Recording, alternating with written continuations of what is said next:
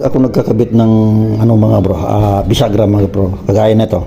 Kung nakikita niyo mga bro. Hindi ko po to tinatapyas itong hamba. Ang tinatapyas ko lang talaga ito. Ito lang tinatapyas ko.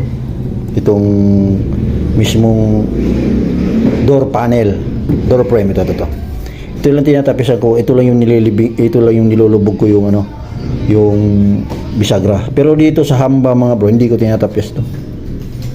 Kasi ang purpose ko dito, in case na magpalit ng pinto si client, ito, walang damage to, kundi butas lang. Ayun mga bro, papansin nyo ba mga bro?